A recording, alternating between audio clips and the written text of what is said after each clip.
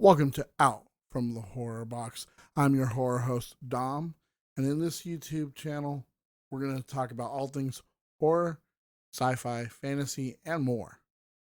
We'll discuss movies, shows, games, other YouTube channels. Let's also talk about paranormal, supernatural, true crime, missing people, etc. Just anything in the realm of horror, scary, sci-fi, fantasy, anything along those lines. Before we get into any reviews though on the channel or anything else, I'd like to take the time to tell you a little bit about my family and the history that we've had with strange events and things happening.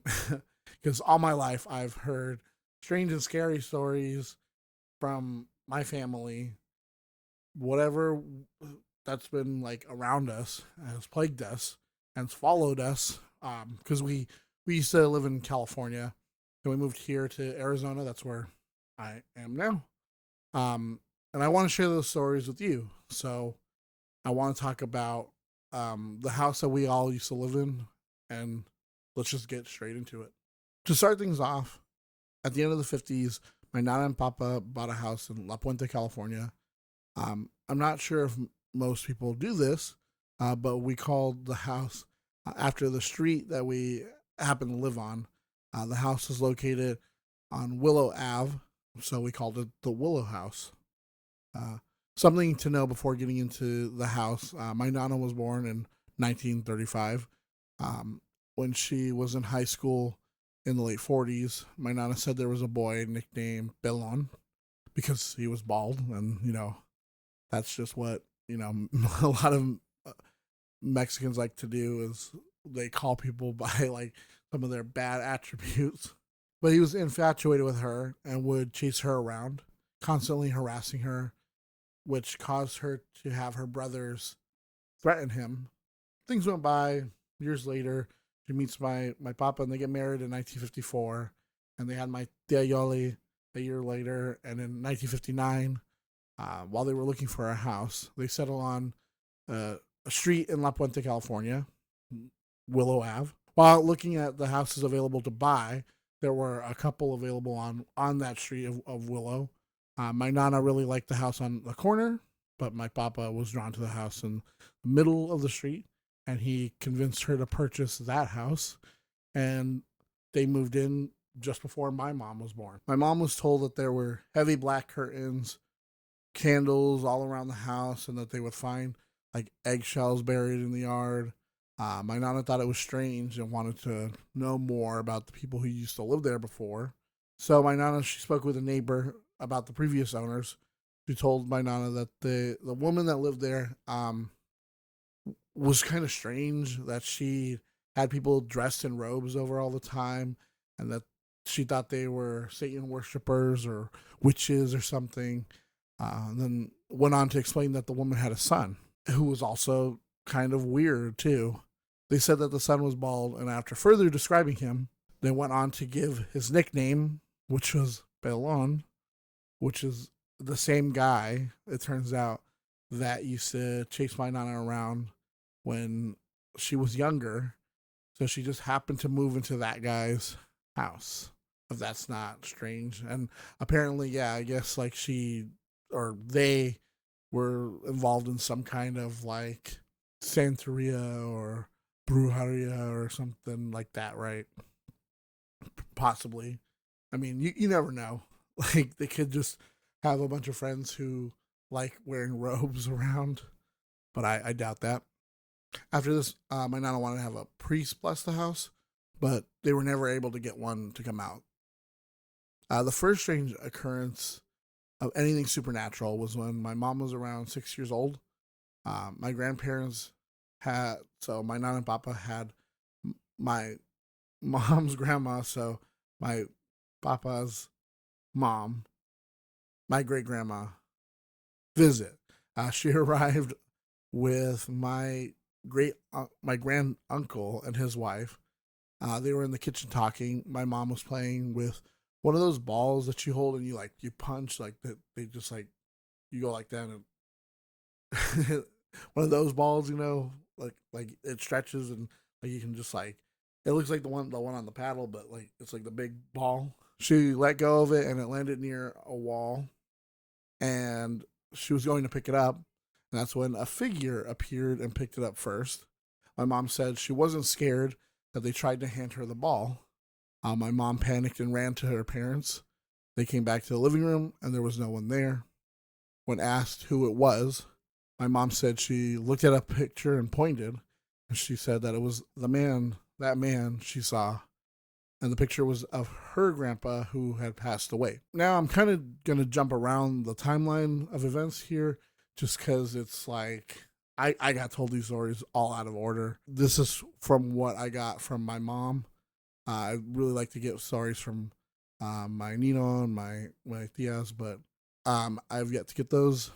One story I was told was about the time when my grandparents, my mom, I think my Nino, my mom's younger brother, went out, and my tia Yoli, my mom's older sister, she stayed at home. My mom said that everything was fine for a while until she started to hear someone or something calling her name. It just started off like, Yolanda, Yolanda, Yolanda. She said it started off low, sporadic, and then it got louder and faster. Yolanda, Yolanda, Yolanda. And she ran out of the house and waited till everyone got home. My papa, he got a shotgun and went around the house to check it. No one was there. She was just there by herself. Really scared the shit out of her. Way later, the garage was eventually converted into like another bedroom. When my mom and dad were dating, she lived there with my two older brothers. My two older brothers are my half brothers. My dad isn't their dad. My mom said one night my dad was going back to his parents' house, my grandparents' house, which wasn't too far. But my mom said her and my brothers heard something walking on the roof. She said it didn't sound like an animal, but like someone climbed up and started walking across the roof. She called my other grandparents' house and finally got a hold of my dad because 80s, no cell phones. She asked him to come back to check it out. So he did. He didn't find anything. My dad's explanation was a cat. My mom said that the sounds were too heavy to be a cat. Going back a little further, my mom's family had a dog named Bro. She was named after her dad. That's why it's a girl dog named Bro. She had 3 legs. She lost one in a car accident. One night, my mom, my oldest brother, and my other tia, Maria, were in the room getting ready for bed when they heard a knock on the door. Bro started barking at the door, and my tia opened it, and there was no one there. Bro went out and started barking more. My mom and my tia were frightened. Neither wanted to see what she was barking at. Eventually, my tia went out and came back in a hurry. She said the dog was barking at a rocking chair that they had that was rocking it by itself.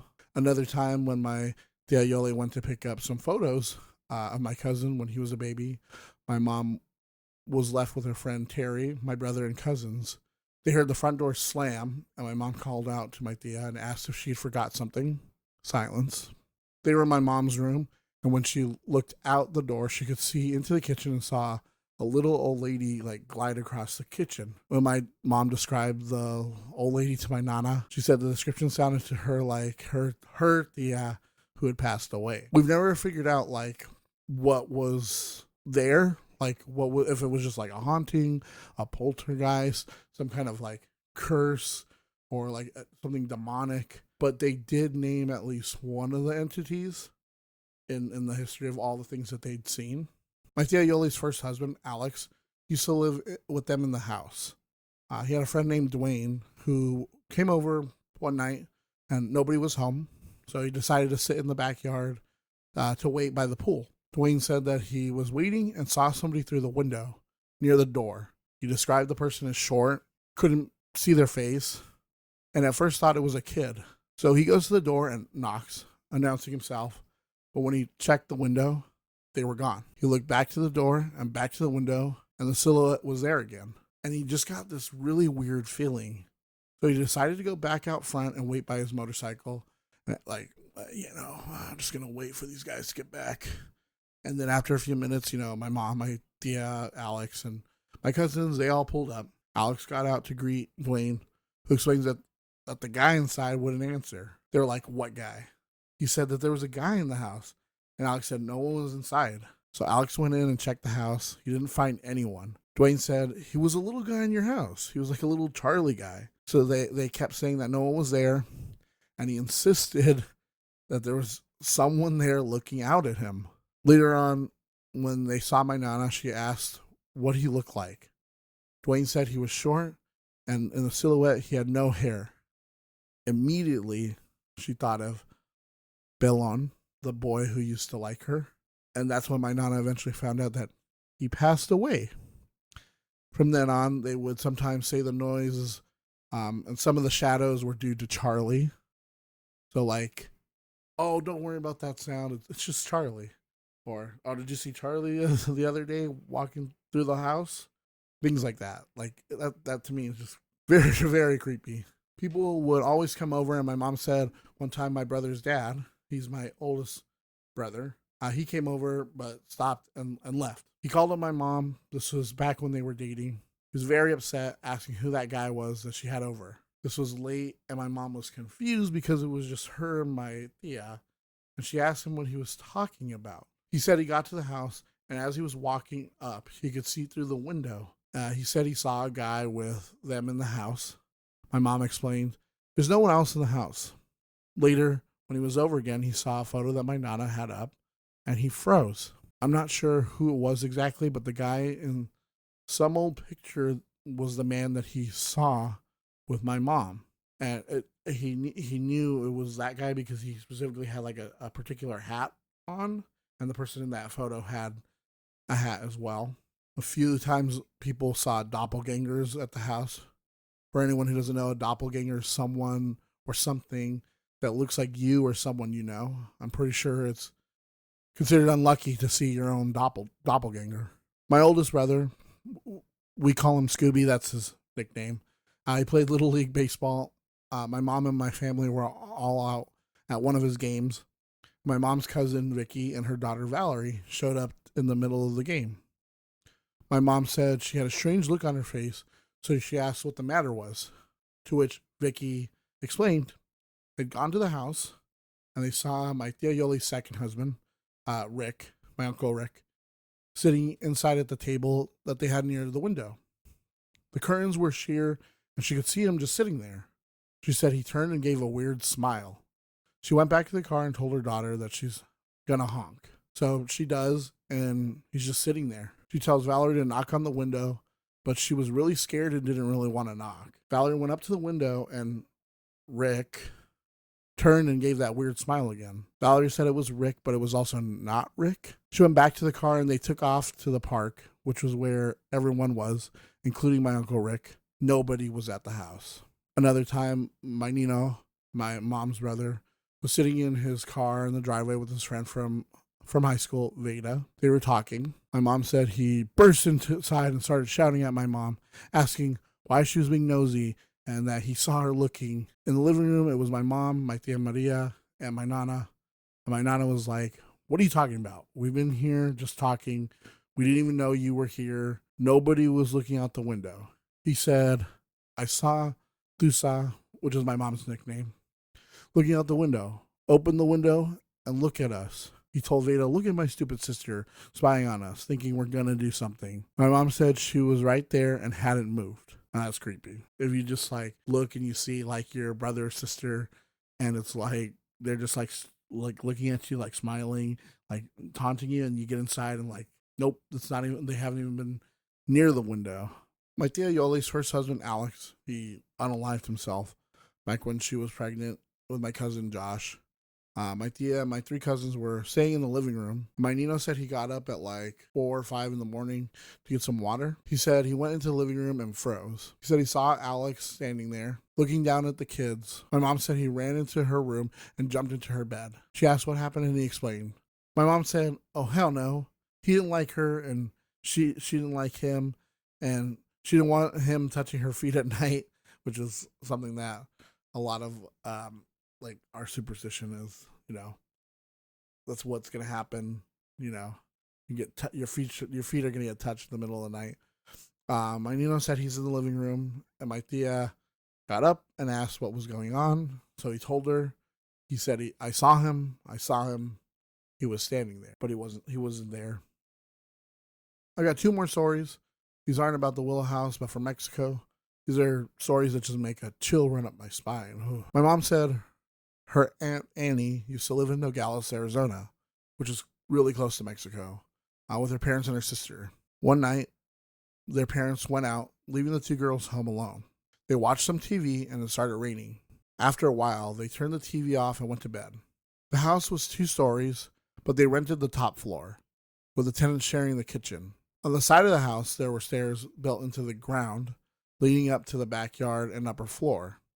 Off to the side of the stairs was a dirt incline. The Aunt Annie said she was awoken by her sister, saying she could hear someone crying outside. At first, the Aunt Annie said she couldn't hear anything, but after a couple seconds, she heard it. She said it was soft sobbing, and the two girls went to the window to peek out, and that's when they saw her. A woman in white gliding down the stairs, but not the muddy incline. They said she had no face, nor feet, and was sobbing, and that the sobbing started turning into like wailing. Quickly, they closed the curtains. They could still hear her crying from outside. When their parents got home, they told them what happened, and their parents said it was La Llorona. The next morning, the mud was checked to see if there were any footprints, as the rain had stopped when they saw her, but they found nothing there. When my mom was young, my Nana and Papa took her and my Tia Yoli to Mexico to see my great-great-grandma, who lived to be over 100 years old. My mom said that when they got into town, there was a big crowd of people that my Papa had to drive through. When they arrived at my great-great-grandma's house, they asked my great-aunt about the crowd and what was happening. She explained that the crowd was for a funeral and that people were bringing their children to see a teenage girl who had passed. Supposedly, this teenage girl had disobeyed her parents and snuck out, and a man picked her up, and they went to the party together. After some time, they went out, and he ended up killing her. Not sure what happened to the man, but they found the girl's bodies had scratches all over her. But the strange part about the scratches is that the reason people were bringing their kids to see her body were that the scratches were coming from the inside of her body, like something clawed her from the inside. They said that this was the work of the devil for disobeying her parents. The townsfolk were using this as an example to not disobey their parents, as then the devil may get you. My Nana really wanted to take my mom and my tia, but my Papa wouldn't let her. So what do you guys think of all my family stories? Do you guys want to hear more? There are tons more. Plus, there's more that I could talk about of other people's stories that I've heard, of other people's tales and family stories and encounters with strange things. And there's plenty of things that I've seen too that are not just supernatural. They're also unexplainable. There's lights that I've seen. I could get into it in another video. But we want to thank you all for tuning in. And if you like what you've seen, please subscribe. We want to thank you for listening. And if you like what you've seen, subscribe and click that notification bell. Also, if you want more from the podcast, we have tons of episodes out already and tons more that are coming up. So go ahead on to anywhere where you listen to podcasts, Apple, Spotify, Google. We're all on there, and you can subscribe to the podcast.